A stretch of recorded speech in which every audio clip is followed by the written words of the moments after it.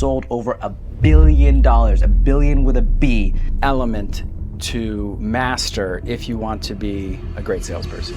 Setting expectations. Yeah, you see a random opportunity from a lady at a car dealership telling you should go sell homes, and you just dive right into it immediately. Because you're in control of your own destiny. Yes, and there's no cap, there's no ceiling, but there's also no floor. You can make no money. Sales is not like a slimy thing. No. It's really just about being a really effective communicator and trying to, help people make a good decision that's good for them. That takes me to my next question, and honestly the most important one of this podcast, of why do you love sales so much? Because it's clearly changed your life. You're one of the greatest salespeople that I know.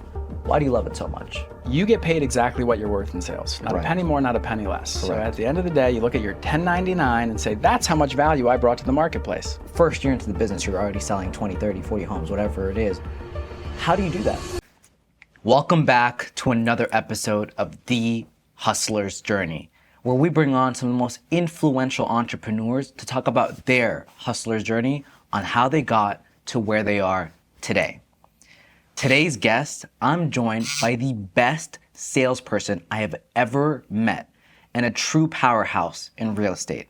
He's the founder and managing partner at the Sher Group at Berkshire Hathaway, where he leads his team and has sold over $1 billion, $1 billion with a B, in closed residential sales.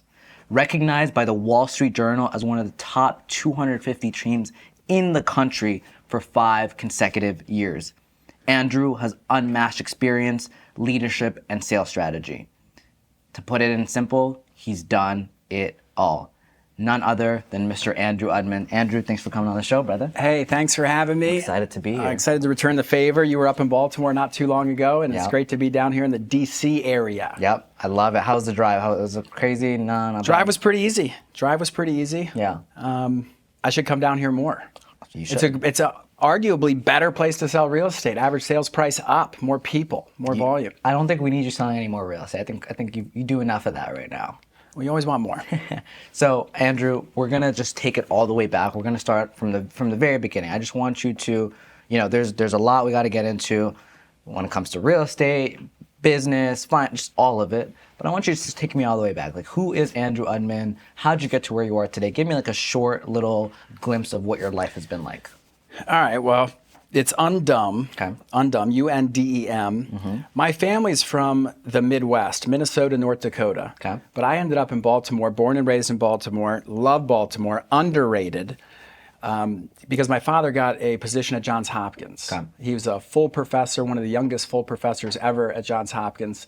So I was very fortunate to grow up in a erudite environment. Like both my parents, my mom was a pharmacist, my dad's a PhD in pharmacology, very smart people, just the best. So I got like kind of every advantage you could hope for. Yeah. Kind of different from your story. Yeah. Like your parents are awesome, but came from Ethiopia, just Correct. different vibe. Yeah.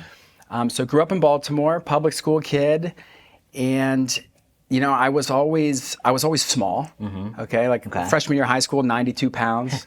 So I had to develop a sharp wit, and I have awesome siblings. Yeah. I'm a middle child, older brother, 2 younger sisters. So I think that played a factor because I was very social, class clown in high school, got myself into a fair bit of can see that. innocent trouble.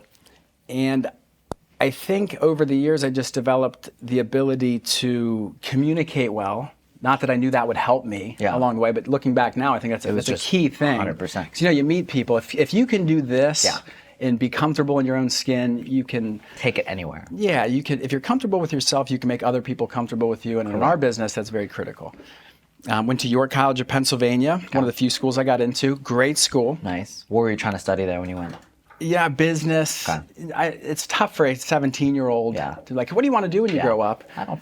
Yeah, you don't know. My family, they're all 4.0 students, and so I was like, I'm just going to do business. But I always, my parents did a good job saying like, hey, they were very confident in me, even when you're not confident in yourself. I always felt like they're like, nah, he's going to be fine. Yeah.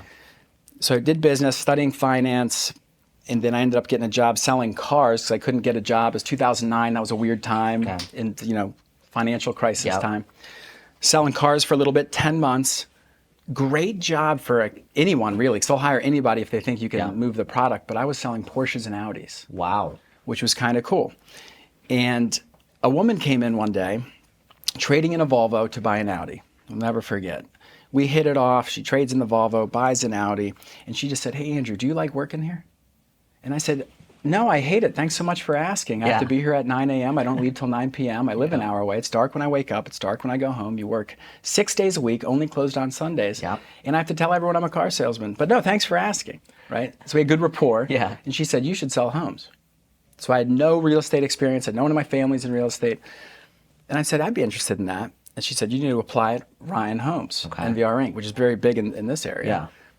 Got that job. That's how I got into real estate. And was she working in She was a manager. Okay. And took that job.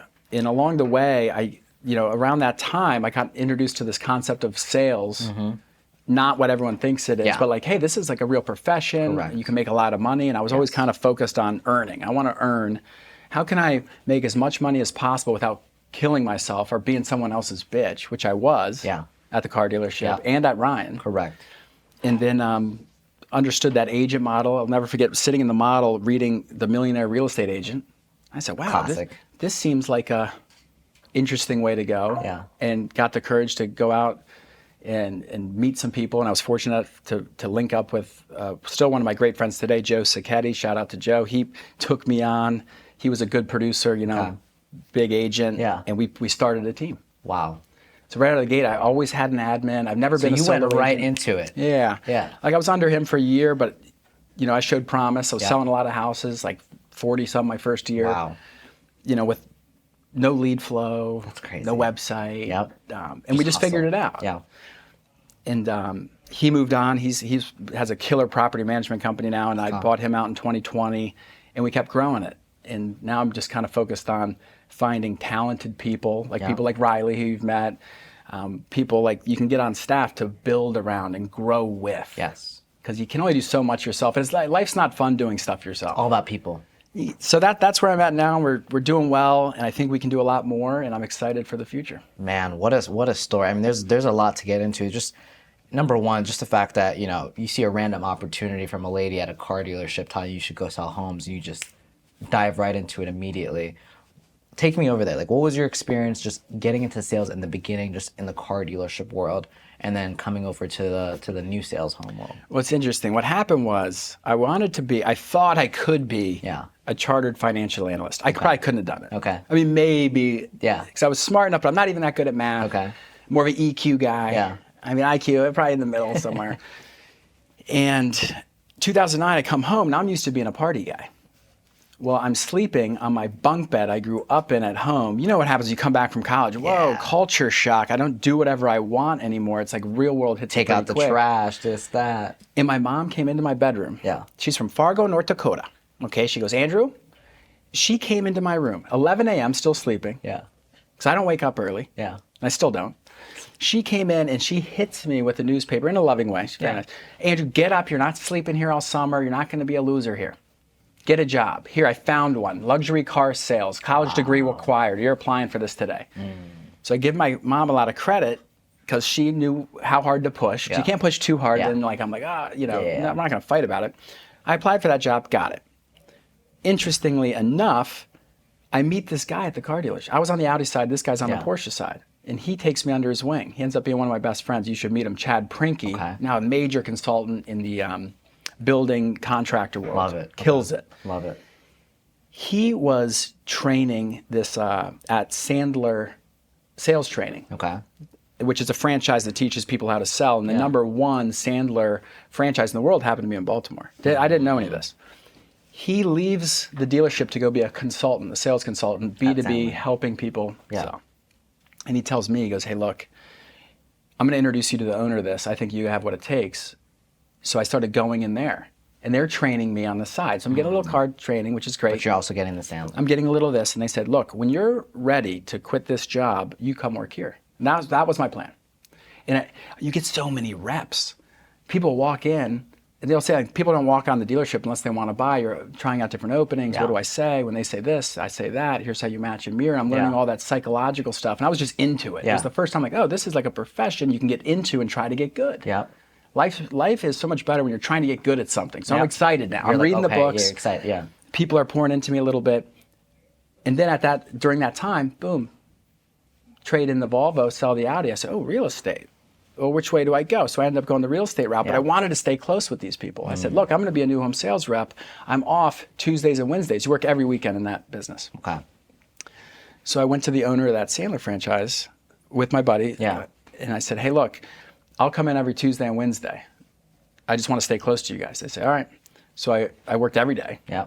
And I worked for them. I wasn't getting paid from them, but I was getting a lot more than I was. Correct. I would have paid them to go and work. 100%.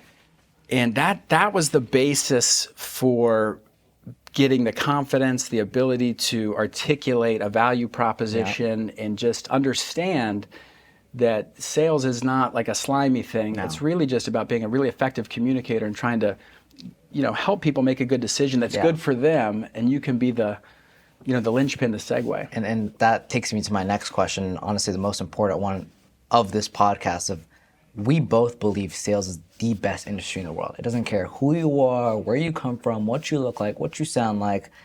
And the barrier to entry is also super low with such massive upside if you work your ass off. Why do you love sales so much? Because it's clearly changed your life. You're one of the greatest salespeople that I know. Why do you love it so much? I think it was the only thing I was good at. Because I do believe this, that I could sell anything. And there's a lot more money. Real estate's great. That's the biggest B2C thing you can sell typically. Yeah. And that's great because everybody's a potential. Everyone you meet is a potential client. Yeah. But in B2B space, it's a different type of sale. It's a more complex sale. You have to deal with gatekeepers and find decision makers and that sort of thing. But I just love that because, you're in control of your own destiny. Yes. You get paid exactly what you're worth in sales. Not a penny more, not a penny less. Correct. So at the end of the day, you look at your 1099 and say, that's how much value I brought to the marketplace. It is what it is. You can make up any excuse. The market did this. My manager told me that. That's what you're worth. And it's so honest. It's the most pure form of entrepreneurship and capitalism. And that's what I love about this country, for example, is, hey, dude, it's up to you. Correct. If you want to control your own destiny, that's a way to do it, is show, because anyone will hire you. They're not paying you anything. You earn your money. Correct. It's called being an outdoor cat versus an indoor cat. And there's no other job, in my opinion, where, again, like you said, you create your destiny. There's no cap, there's no ceiling, but there's also no floor. You could make no money. That's why everyone gets out. It's, you're going to be part of your own plan or part of someone else's plan. Yeah. In sales, you need to be part of your own plan. So most people who take W-2 jobs, which most of them should, and it's stable and there's a lot of great upside there, you're not always part of your own plan, which is great. I mean, you probably make more money in a lot of instances being number 2, number 3, number 4 100%. than taking the stress and the risk that the number 1 person takes, the business owner takes. 100%. And every business needs sales. Like, there's not a single business you can tell me that will survive without sales. If you have sales, you can win in any industry. Yeah, revenue. If you can drive revenue, you're safe. It's like your social security. It's like your security blanket. Wherever I go, I can make it rain. And that's got to be your mindset. Now you got to put the work in. But if your mind, I make it rain. That's what I do. And you own it. You're gonna be pretty successful wherever you're doing. So you got into real estate at a relatively young age. You got into sales at an even younger age. What do you think, in your opinion, made you successful at such, like, first year into the business, you're already selling 20, 30, 40 homes, whatever it is. How do you do that? I really do think I got lucky. I was in a great environment. I had great mentors. I had great support. See, I know a lot of people I know can't take that risk because they have real life responsibility. If this doesn't work out, they don't have a car, they can't rent, they don't have. I was lucky. Yeah. I knew that even if I failed, I'd get bailed out. So I'm like admitting that I'm textbook privileged. Fair. Not that we're not loaded. Yeah. I think because I'm like a but you were trust safe. fund kid or anything. Yeah. But I just knew, like, hey, I got support here, so I was able to take the risk and bet on myself, go all in, which was an easier bet for me to make than it might be for some others. And True. I totally get that. True. So that helped. And, I was just always comfortable with people. I got myself into so many situations growing up, and I got myself out of so many. Yeah. Statutes of limitations is probably up. Still not going to share all of them. But I just know, I'm like, hey, you know what? Life, if I poke here, something else is going to come out. And I realize I have agency. I can control my own destiny. It doesn't matter what the rules are. You can make up your own rules. Now, as long as you're not messing with other people and hindering other people from getting what they want or doing something malicious, you can kind of do what you want to do. Yeah. Andrew got pulled over on his way to the podcast studio here. Well, I was at autopilot. Autopilot. I was texting. But he got out of the ticket. Like, he knew how to talk to the cop. There's no one that I know that can just talk to people and within less than 2 minutes of having a conversation, just make them feel like they know you, they like you, they trust you, and they want to help you out. And having that skill and being able to build relationships with people, talk to me about that skill and the importance of just knowing how to just make other people feel comfortable.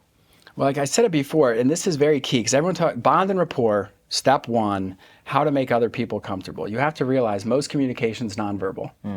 55% body language, 37% tonality. Wow. And the last is just the words you used. Luckily, I got that at a young age, and I got to put it into practice, high rep, high frequency, new home sales, car dealership. And I was like, wow, this stuff works. How you move your body, very important. Changes you, changes your state, changes the whole dynamic. People say it's like energy, but that's like a term that woo-woo people say. Energy is a science term, but people borrow it and bastardize it all the time. Yeah. But if you want to say, you have to admit that type of thing. So I knew how important that was, and then you hone it. Once you're very clear on the outcome, you have to begin with the end in mind. So if most people aren't clear on where they want to go, if you're not clear, how would someone else be clear? Correct. You're part of your plan or their plan. Well, both plans suck. Most of the time, your customer doesn't have a good plan. No. You don't have a good plan, and you're just piecing it together, and that's why stuff falls apart. My stuff doesn't fall apart because I put it together at the beginning. There's no one that I know that sets the tone in the room ahead of time better than you. Whether it's listing presentations, buyer consults, you tell them, hey, this is what's going to happen, this is what's going to, and they're cool. Because they know you know what you're doing. Yeah, setting expectations is the most critical element to master if you want to be a great salesperson. Setting expectations. Yeah. So unbelievably important, and people wimp out on it because they wimp out on themselves and they get uncomfortable with themselves. So to take it one step back, making other people comfortable is super important. You can't do that unless you're comfortable. 100%. So you have to own yourself first. It's all an internal game. So we're going to get into a little bit of the nitty gritty of the real estate. Okay. I want you guys to know, this is not bullshit. This is real. I have gotten $10 million worth of listings after sitting down with you and going over your listing presentation. We sat down, 4 months ago? Should be more, Omar. I'm sorry. I'm not as good as you yet. But $10 million worth of listings after sitting down with this guy and going over his listing playbook. And you know what's crazy? I actually carry your listing presentation in my bag everywhere I go. Imran, can you go in my bag and pass me the Sher listing presentation? Do you have the study guide with it? I have the study guide with it. Yeah. I have the buyer one, and I made a Canva version for Capital Corner. Yeah, you make it your own. Make it my own. But I still let's put this on. Dude, you even have my old folder. Man, man, I'm telling you, it stays in my bag at all times. So this is actually my most exciting part of this podcast, and you guys need to be paying for this, but it's free, and he's privileging us. But this free is for you, Omar. Free for you. That's the home marketing system. Do you remember this? Of course I remember this. And then do you remember this? That's the home buying system. See, that's the thing. If you're in real estate, which maybe some of your audience is, what do? Let's just get real simple here, beginning with the end in mind. You help people buy houses, and you help people sell houses. This isn't PhD pharmacology stuff that I grew up in. This is easy. Do you have a system for it? And luckily, because I have great operations people, recently, as you know, like we just brought on Riley Kratz, who systemized everything we've done. Yes. Which is why we have a launch pad to really blow up, which I think we will. You systemize exactly what you do, so you do the same thing every time. Now, since it's not in a vacuum, though, you don't. And people aren't robots. Every presentation's a little bit different. Correct. Every time you talk to a buyer is a little different. The environment's different. Where you're meeting them's different. Their needs are different. But you have to have a system that you go through so you're in control. And whoever asks the questions is in control. So the basis of these things, these are question-based methodologies that just steer you in the right direction. Now, you got to get off course, of course. Hopefully you do get off course because you're trying to stay in rapport. Yep. And it's not about you. These things aren't about you. They're about getting them what they want through a process that works. And I learned all this Yeah, tell me the story behind this. How much money you invested? How much time? Walk us through it. Well, that's shout out to Sharon Srivatsa, who I just love. I got so lucky. I trusted my gut. I see Sharon. If you don't know who that is, prolific real estate icon. Yep. Look him up. Sharon, at Sharon on Instagram. At the time, I met him 2016. He was speaking at Tom Ferry Summit Conference in San Diego. He holds up a black book. It's actually that, but at the time it was 3 iterations ago. And he says, this is how I convert every listing presentation. He goes, we sell luxury, $4 million and up from Carmel to Coronado. I convert 98% of the listing presentations I go on. I'm not a real estate agent. I'm the president of the company. And then I did my research. He was a Goldman Sachs guy, highly trained, very educated, Vanderbilt MBA. Yep. I was just like, that guy knows the shit. is in real estate. Now he's in it, at a different level. I harassed that guy. I'm sending him messages. I'm sending him Facebook messages. I don't even think I had Instagram at the time. I'm emailing him. Finally, literally a year after probably monthly badgering, I get a call out of the blue. Hey, it's Sharon. Yeah, I've been getting all your stuff, but I realize you're probably not going to stop. At the time, he had sold his company, Telus, to Douglas Elliman. And he said, I only coach CEOs. He's back in private equity space, which ironically, he's kind of just did it again. And he goes, but you seem like you got what it takes. If you want to learn this stuff, as a symbol of seriousness, wire me $25,000. And look, I'll talk to you once a month, and you call me if you need me. Wow. Now, at the time, I'm like, whatever, 28. Well, I talked to my wife. Maybe she's my fiance. No, maybe we were just married. I said, Amy, you're not going to believe this. This Indian guy called me. I've been really trying to talk to him. He wants me to wire him $25,000. She thinks you're crazy. That's a crazy thing to say to someone. You just got married. We were doing Random okay. guy. And I said, I'm doing it. And because my wife's awesome, she goes, if you think it's a good idea, do it.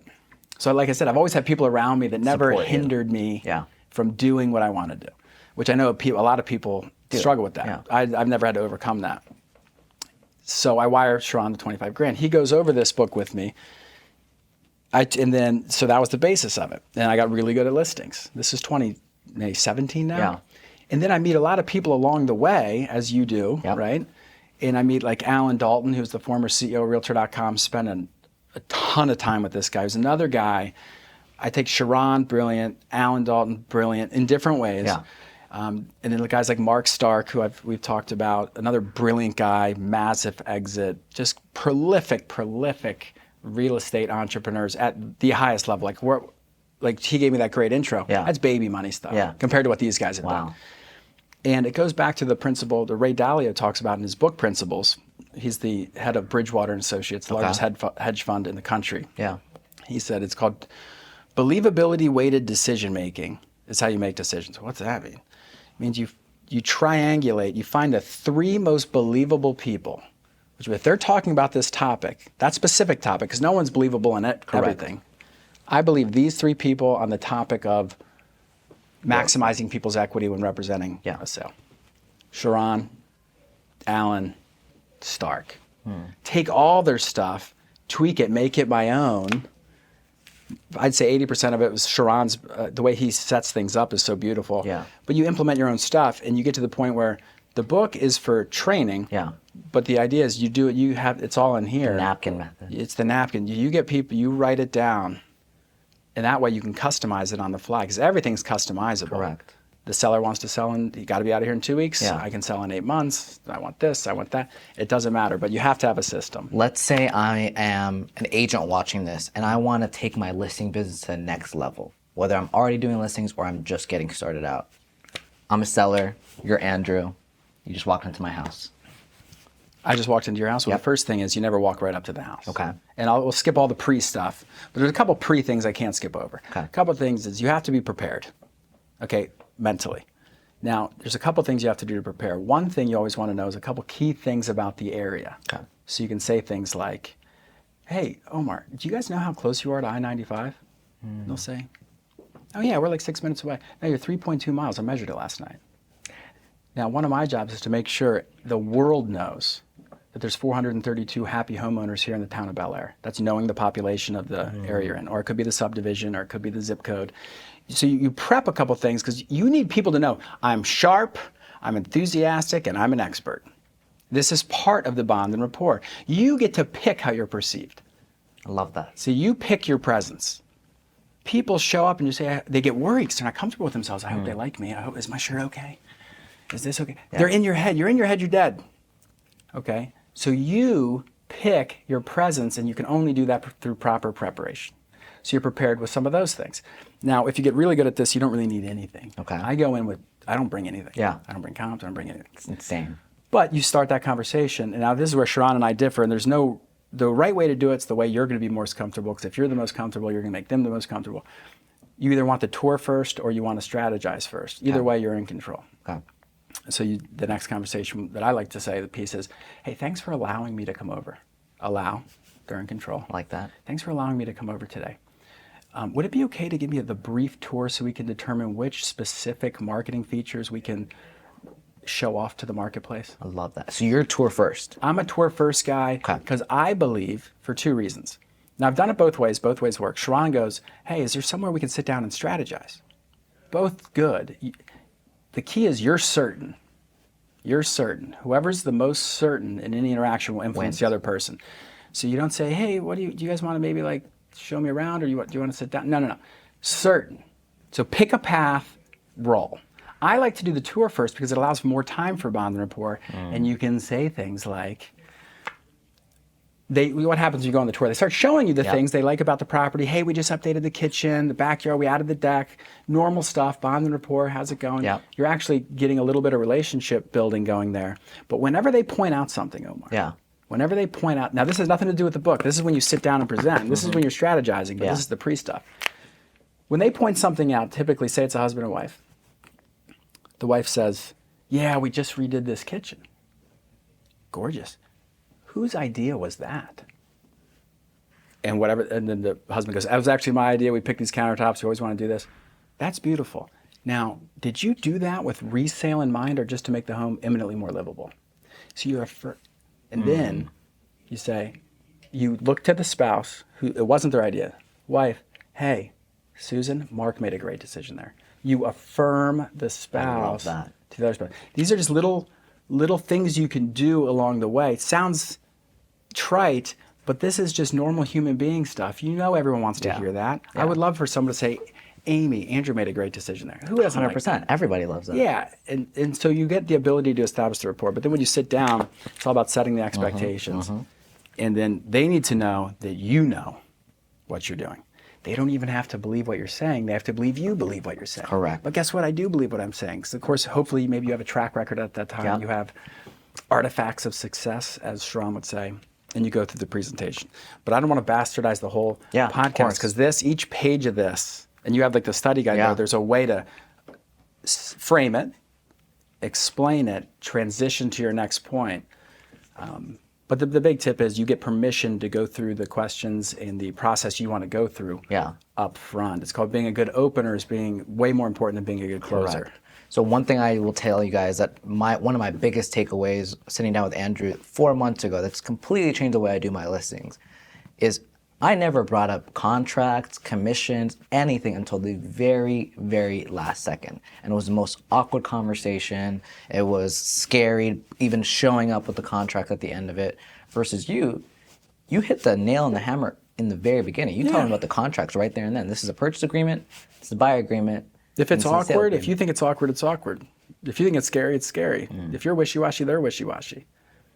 Yeah, so I think where you're going with that is one of the key things you want to bring up is you have to explain that real estate's about contracts and power play. This is Sharon's beautiful language. My friends at Real, I know I'm ripping them off, but guess what? You should too, because if you find someone who says something so beautifully, so eloquently, so well thought out, of course you should say it. You take it. Why are you trying to reinvent the wheel here?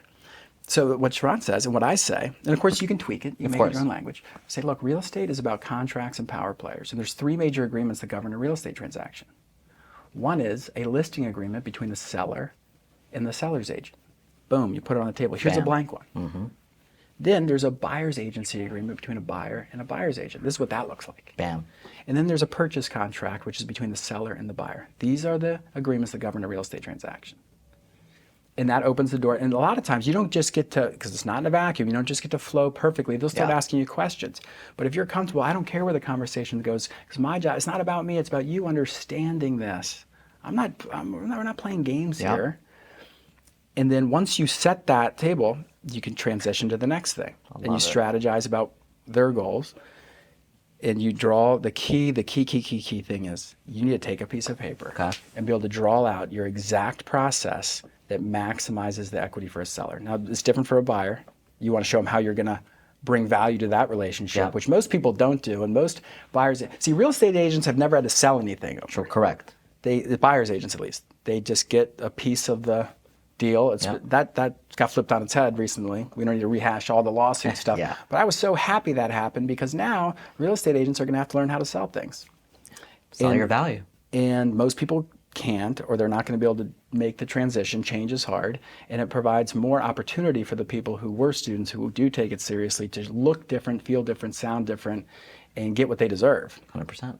So, yeah, it's a great game. Man, just that should take your business to the next level. And if Andrew's kind enough, you guys should follow him, DM him on Instagram. What's your Instagram handle, by the way, while we're still on this topic? It's just Undum, @Undum. Yeah. And I've spent 15 years getting all this stuff, and I have so many good things I want to get out to the world. We were talking earlier offline about new home sales. I came from that world. I love working with builders.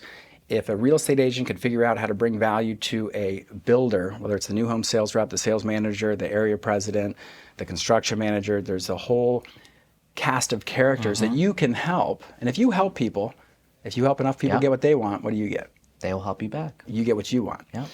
So that's something I'm working on. I have the buyer system, which is critical. Yeah. The listing, home marketing system, we call it, critical. And I'm working with the guys at BAM. I know you're going out there next week. Awesome. If you're not on nowbam.com, that's in my Instagram bio. That's the best $99 you can spend.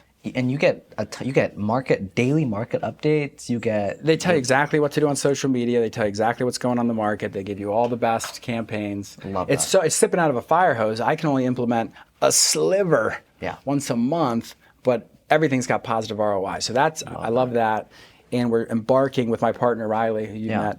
We're embarking on the journey of trying to help other agents get to where they want to go quicker through. Just copy this. This is how you work with a buyer. I've already done it. I've had the trials and tribulations. Here's what you need to do to 10x your success. Yeah. And the bigger piece for the team leaders, because look, I've struggled my way through this. I've made every mistake you can make. Made the wrong hire, pay people too much, messed up the split. I bet, the different brokerage models, how does that work? How do you decipher running a business? This is the easy part. Selling houses is easy. What's difficult is leading people on a journey and systemizing your admin, your marketing spend, your sales meetings, and winning through people and building a team. Correct. And now I have one of the most brilliant operations minds in Riley that now we're like you guys are like team. one, I know.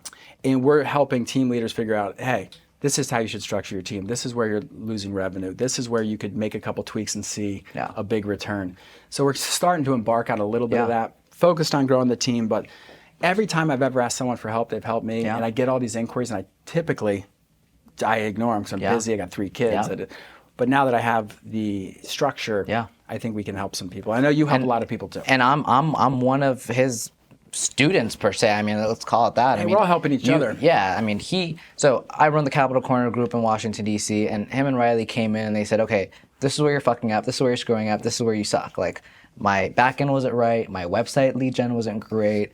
The way I was taking in leads and developing it, you gave me your entire SOP. You gave me your entire guide. So I think that is like invaluable for team leads. And I feel like most team leads think, oh, look, I sell homes, but like you said, they don't know how to run proper businesses. And look, there's teams that we can't help. Like if you're doing more than us, why would you listen to me? But we've been pretty good at, going back to the Red Book, right? Keller Williams. If you haven't read The Millionaire Real Estate Agent and you're in this industry, that's a good one to read. Yeah.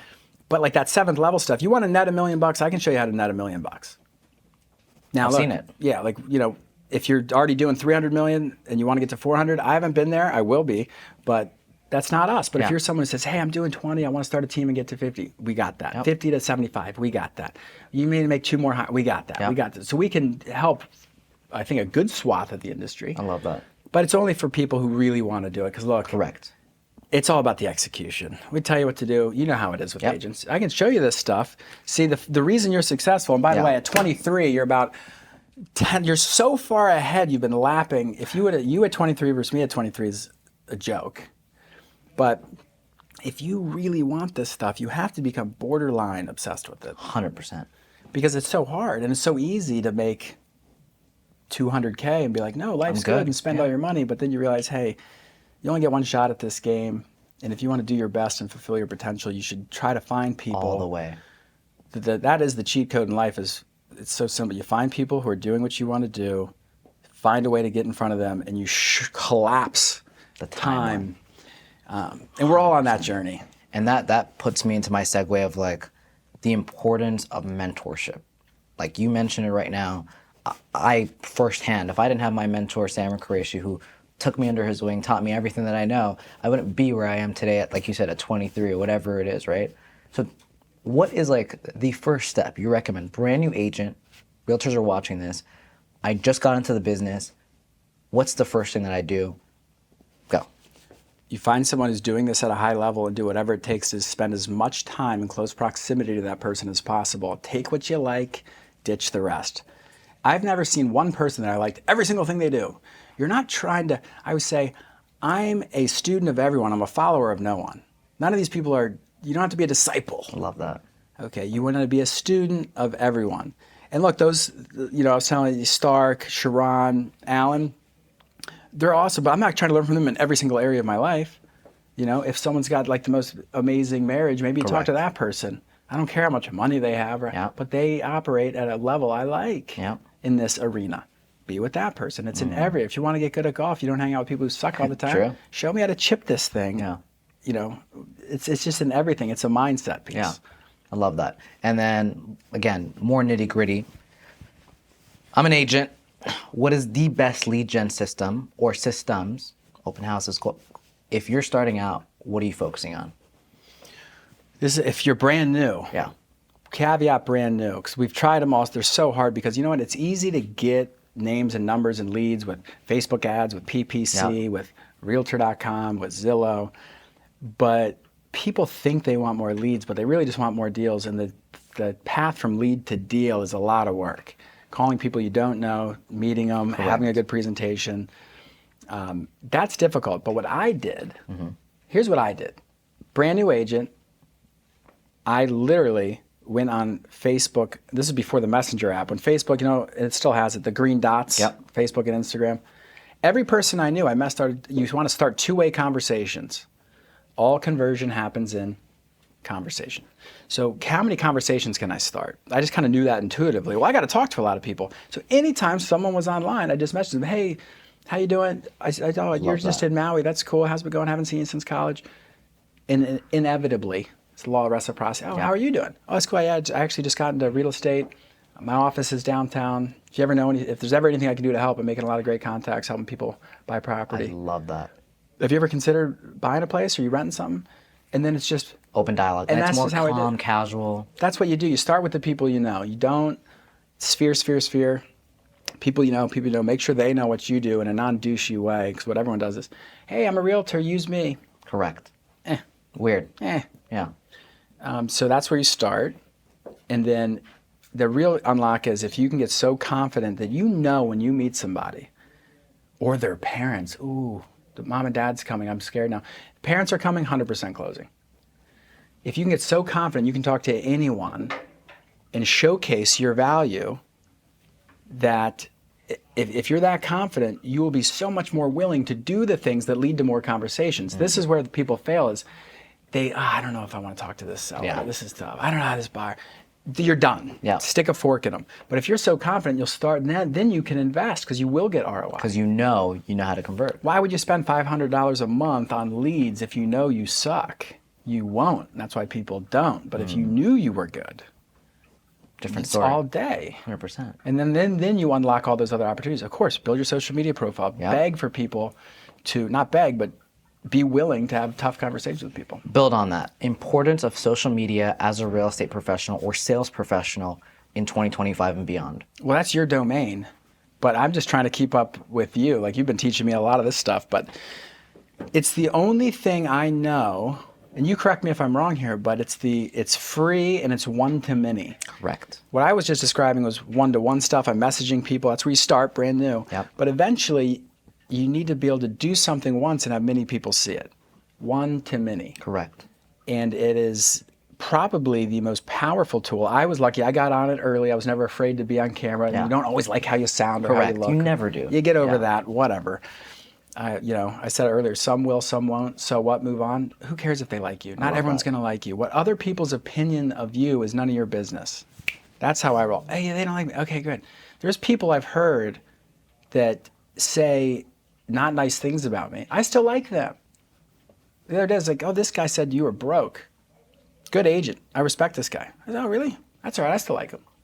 Once you get to that point, and our industry is so ego-driven, and everyone's 100%. So fragile. Once you realize, hey, man, what other people's opinions of me are none of my business. So if you can get over yourself, that's an unlock for social media, and then you're authentic. And you just say, this is what I believe, this is what works for me, this is how I do it.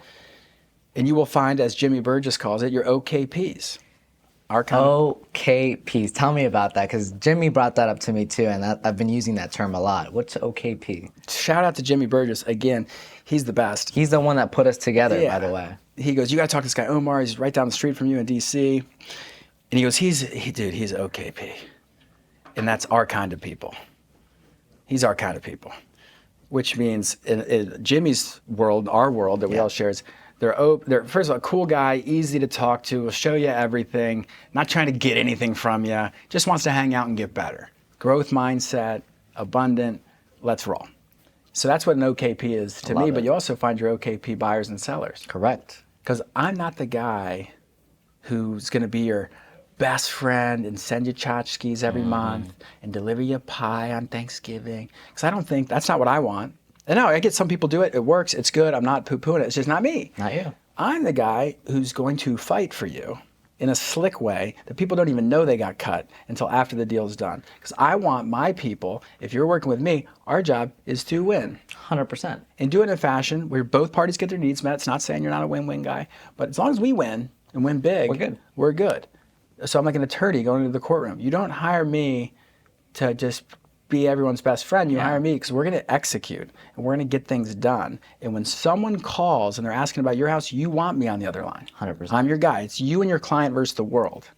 I love that. And some people like that and some people don't. Well, look, don't hire me then. Yep. They're not your OKP. Yeah. I love that. All right, Andrew, I want you to give me, and you mentioned this before, this guy just has a plethora of knowledge of like the most random stuff. Tell me you read a lot of books. Give me your top 2 favorite books, whether it's sales, entrepreneurship. You're like, you just have to read this. Well, everyone talks about the sales books, but let's see, 10 favorites. I always loved The Fountainhead. Okay. This is controversial. Okay. Because even my dad said, you should read that again now that I'm older and not as petulant child. But that's an Ayn Rand book about being, it's a philosophy book essentially wrapped up in a novel. Good book, Fountainhead, famous, Ayn Rand.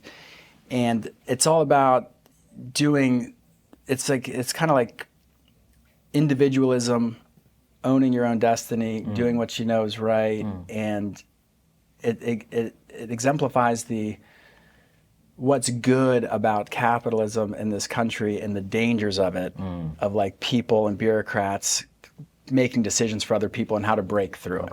And this guy's an architect, whatever. That's a good book. I like that. Another Another one would be Shibumi.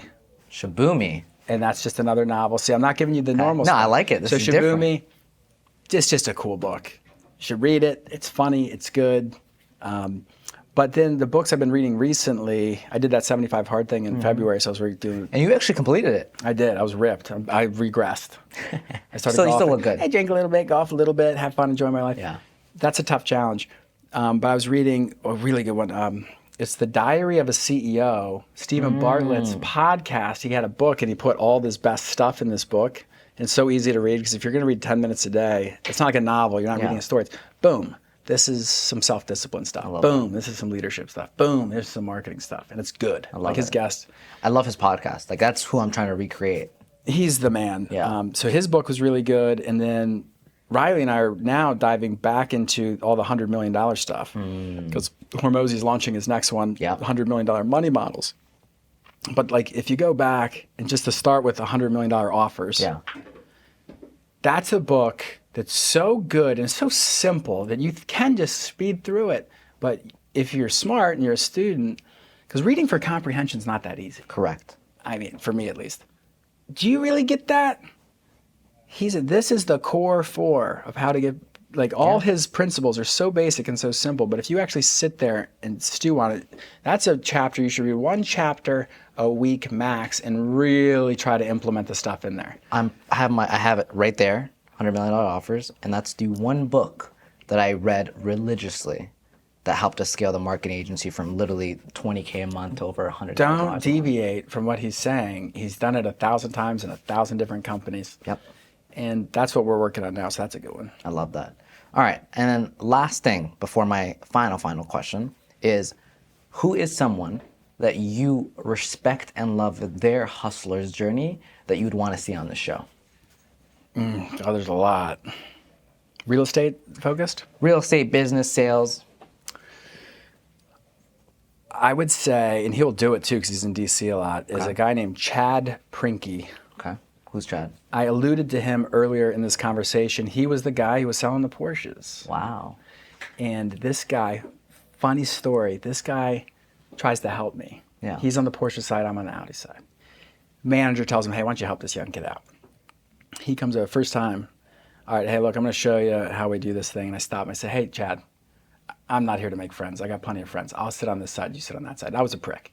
I love that. We end up becoming best friends. Yeah. He officiated my wedding. That's so funny. Okay. He's got such an amazing journey. I'll give you a cliffhanger because you'll get him.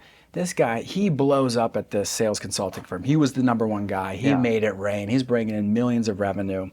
And he had a tiff with his partner. And he had a tough choice. And he goes, dude, I'm going to go out on my own, leave everything behind. And he built everything. We had non-competes and whatnot.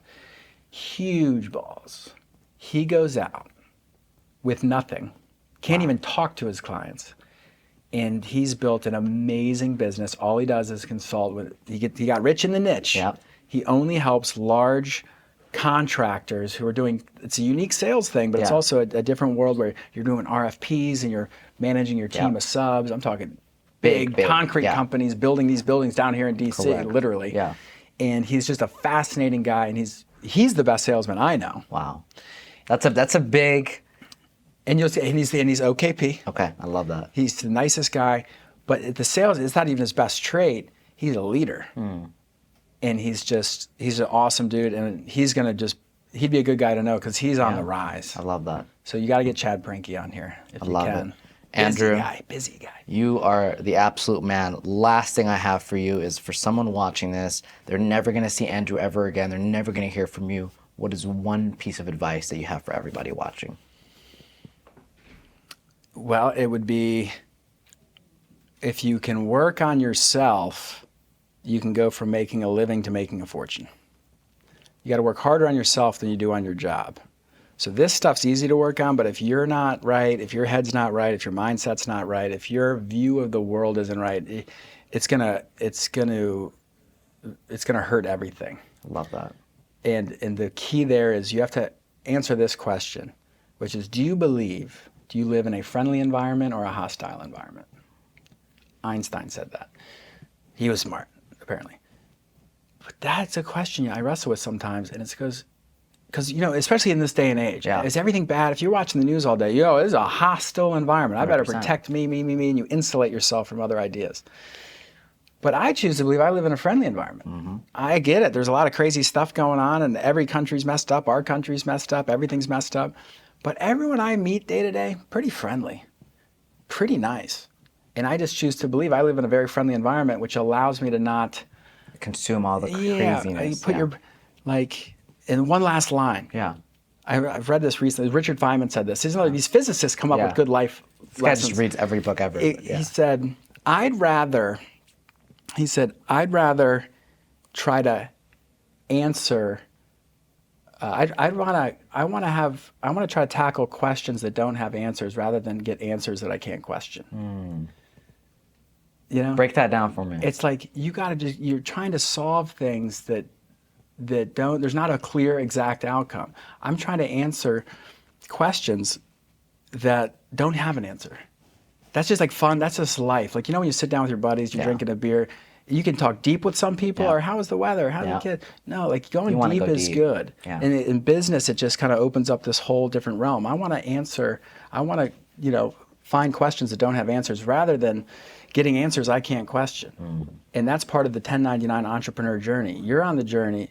You can question the answers. Love that. If you're an employee or you're in a place that's not allowing you to grow, it's because there's answers you can't question. This is how it's going to be done. This is the rule. Do not deviate. I don't like that environment. So that was a long-winded way of just saying, choose to know you're in a friendly environment. You can go after things and you can make it up as you go along. You're smarter than you think. Everything you've seen created, things were created by people no smarter than you. You can create your own things. And you know what? In 60, 70 years, you're going to be dead and it's not going to matter. So you just got to do what you got to do and enjoy it. Love that. Andrew, you were the man. Absolute pleasure. You. Thanks for coming on, and I can't wait to have you again, and I'm sure we'll do a lot more of this very soon. Follow me. That was fire.